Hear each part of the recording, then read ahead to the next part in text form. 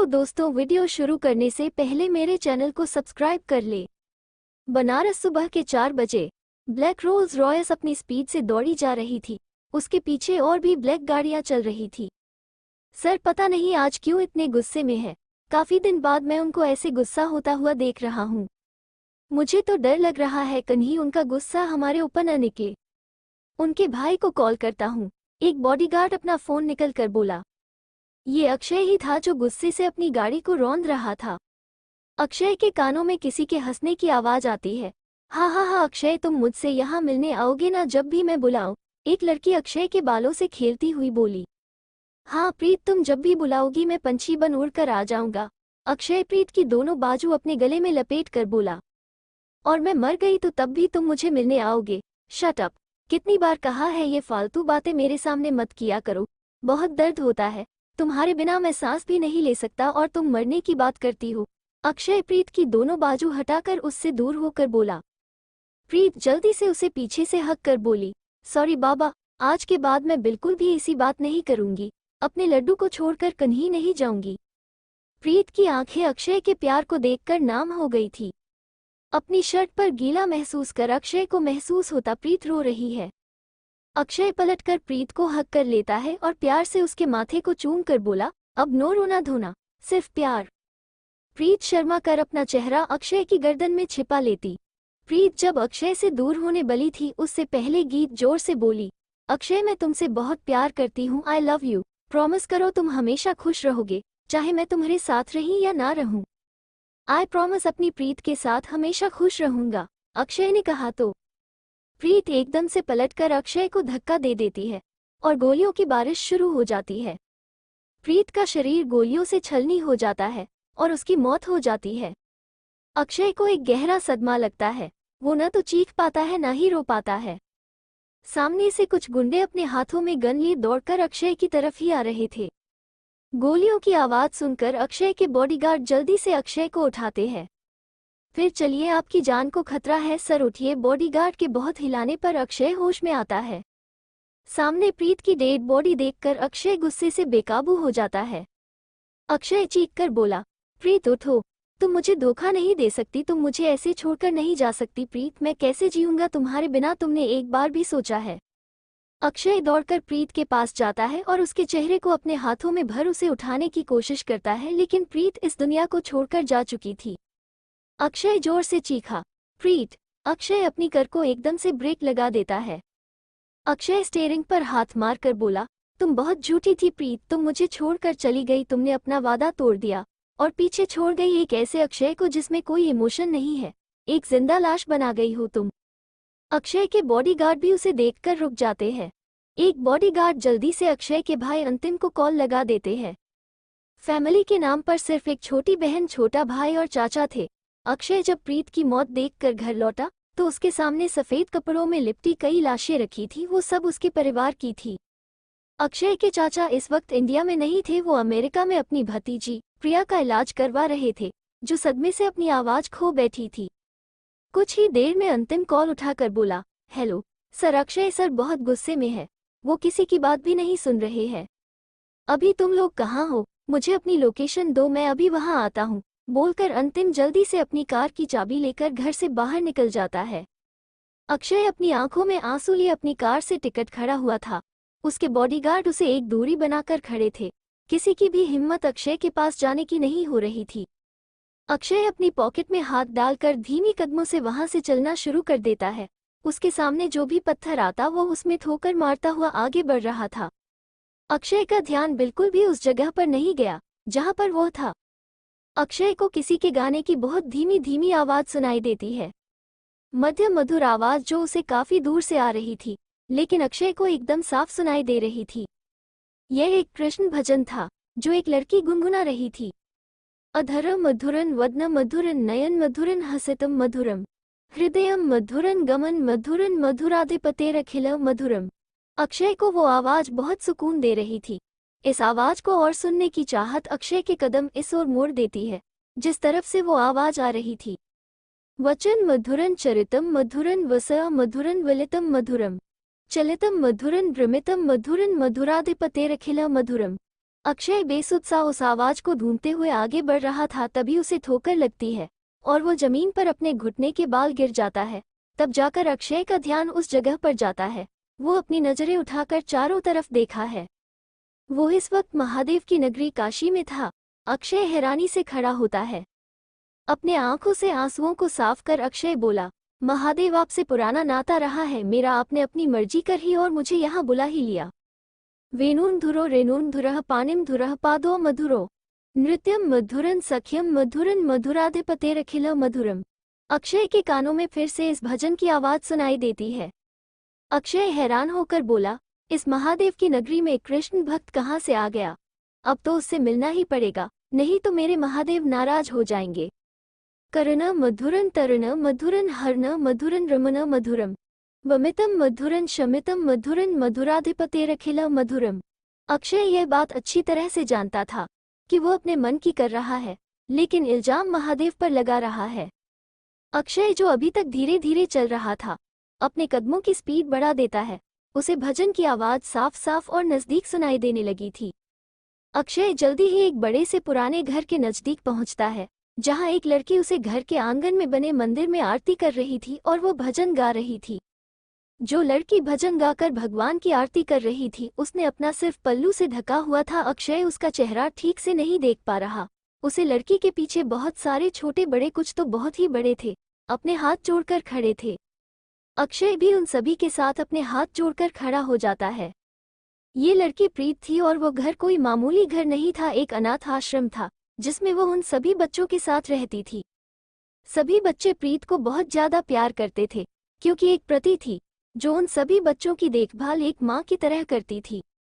प्रीत सबको आरती देने के लिए मुड़ती है, लेकिन एक हवा के झोंके से उसका चेहरा ढक जाता है। प्रीति मुस्कुरा कर बोली, अच्छा माधव, तो आप चाहते हैं कि मैं आज आपकी आरती सबको अपना चेहरा छुपा कर दूं, तो कोई बात नहीं, आपकी इच्छा मेरे लिए आपकी आज्ञा।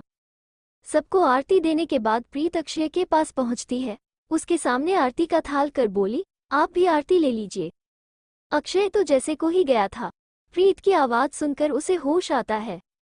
अक्षय प्रीत से कुछ बोलता उससे पहले प्रीत आरती का थाल मंदिर में रखकर अंदर चली जाती है। अक्षय प्रीत के पीछे अंदर जाना चाहता था, उसके लिए उसने अपने 2 कदम आगे भी बढ़ा दिए थे, लेकिन किसी ने उसके कंधे पर हाथ रखकर उसे रोक दिया। अक्षय गुस्से से पीछे पलट कर देखता है। पीछे अंतिम खड़ा था, जो उसे ही देखकर मुस्कुरा रहा था। क्या भैया भाभी ढूंढ ली और मुझे अपने कलेजे के टुकड़े को नहीं बताया? अंतिम ने स्टाइल मार कर कहा। बहुत सही कह रहे हो छोटे बॉस, लगता है अपने को भाभी मिलने वाली है, बारात की तैयारी कर लो, रजत ने कहा। रजत अक्षय का असिस्टेंट कम दोस्त था। अक्षय उन दोनों को घूर कर देखता है तो उन दोनों की बोलती बंद हो जाती है। रजत की एकदम अक्षय के पीछे बने अनाथ आश्रम पर पड़ती है। राजा जल्दी से अक्षय के कान में जाकर कुछ बोलता है। रजत की बात सुनकर अक्षय के चेहरे पर एक तीखी मुस्कान आ जाती है। अक्षय अनाथ आश्रम के दरवाजे की तरफ उंगली करके बोला, मुझे वो चाहिए, ऐसे नहीं तो वैसे। अंतिम और रजत एक दूसरे को हैरानी से देखते हैं, फिर दोनों एक दूसरे को देखकर मुस्कुराने लगते हैं। अक्षय अपनी पॉकेट में दोनों हाथ डालकर उस अनाथ आश्रम को देख रहा था। अक्षय बनारस में बने अपने पुश्तैनी घर में वहां से चला जाता है। अंतिम ने पहले ही उसे घर की साफ सफाई करवा दी थी। दूसरी तरफ प्रीत किसी कागज को अपने हाथ में मसल कर गुस्से से बोली, इन लोगों को एक बार में समझ में क्यों नहीं आता है? मुझे यह अनाथ आश्रम नहीं बेचना है, नहीं किसी को देना है। यह अनाथ आश्रम हम लोगों का घर है, इस घर को छोड़कर हम कहीं नहीं जाएंगे। लेकिन बेटा, वो हमें इसके बदले दूसरी जगह रहने के लिए दे रहे हैं ना, साथ में पैसे भी दे रहे हैं।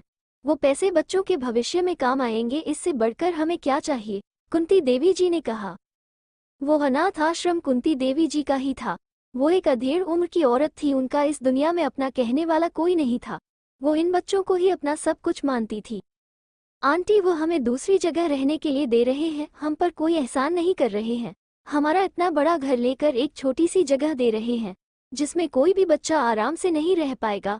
वहाँ ना तो उनके खेलने के लिए कोई जगह है और ना ही उसके आसपास कोई स्कूल है जहाँ ये बच्चे आराम से जाकर पढ़ाई कर सके। प्रीत अपने दांत चबाते हुए बोली। लेकिन बेटा, बस आंटी, अब कुछ नहीं, उन लोगों से मना कर दीजिए, हम अपना घर नहीं देंगे, प्रीत ने कहा। बेटा, वो बहुत खतरनाक लोग हैं, हम उनका मुकाबला कैसे करेंगे? कुंती देवी जी ने कहा। जैसे आज तक करते आए हैं। उनकी हड्डियां तोड़ दूंगी इस बार, प्रीत गुस्से से बोलकर वो कागज फाड़ देती है। पीछे से कुंती देवी जी बोली, आज ना जाने ये भयंकर गुस्सा क्या करेगा। ही महादेव, मेरी बच्ची की रक्षा करना। प्रीत गुस्से से अपने कमरे में जाती है। वो दो छोटी छोटी लड़कियां एक दूसरे से लड़ रही थी। तू मुझे देखकर जलती है, मैं तुझसे ज्यादा सुंदर हूँ इसलिए। हाँ हाँ, हूर की परी गोबर से निकली है, सड़ी हुई चप्पल। तू होगी सड़ी हुई चप्पल, वो भी गोबर लगी, करेली सडेली। प्रीत को उनकी बात सुनकर हंसी आ जाती है। प्रीत उनको टोकते हुए बोली, काव्य रिया ये क्या कर रही हो, जाकर पढ़ाई करो, नेक्स्ट वीक एग्जाम है तुम दोनों के। ओप दीदी, बोलकर वहां से चली जाती है। प्रीत तैयार होकर अपनी जॉब के लिए निकलने वाली थी। उसने देखा कुछ लोग अनाथ आश्रम के आगे बुलडोजर लेकर खड़े थे। गीत अपना बैग गुस्से से अपना बैग नीचे फेंककर अपने शर्ट की बाजू फोल्ड करते हुए बाहर आती है। अनाथ आश्रम से कुछ दूरी पर अक्षय और रजत अपनी कार से टिककर खड़े थे। सर आप सोच लीजिए, आपको पक्का वो चाहिए, वो हमारे किसी काम का नहीं है, रजत ने घबरा कर कहा। इस वक्त अक्षय के चेहरे पर अपार गुस्सा था। गुस्से में वो अनाथ आश्रम को घूर रहा था। मैं कोई सौदा बेमतलब और घाटे का नहीं करता, वो जमीन सोना है सोना, वो मुझे किसी भी कीमत पर चाहिए, अक्षय ने तीखी मुस्कान से कहा। बिना मतलब कुछ नहीं करता हूँ, कितना साडू खडूस भौपा है ये, बेचारे बच्चों पर भी तरस नहीं आ रहा है, बेदिल आदमी। रजत अपने मन ही मन अक्षय को बहुत गालियां देकर अपनी तपिश नजरों से उसे घूर रहा था।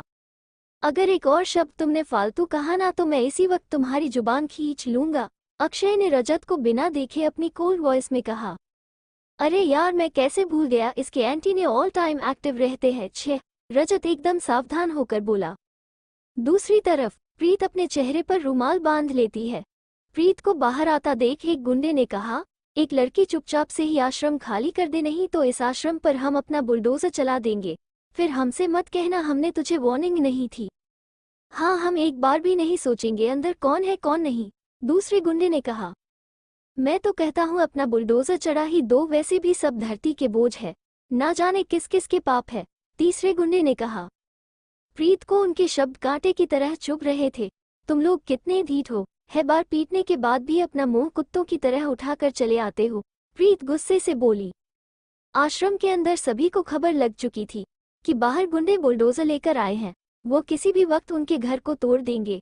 आश्रम के अंदर रहने वाले सभी लोग भगवान से प्रार्थना करने लगे कि उनके घर को बचा ले। उनमें जो छोटे बच्चे थे वो तो रोने ही लग गए थे।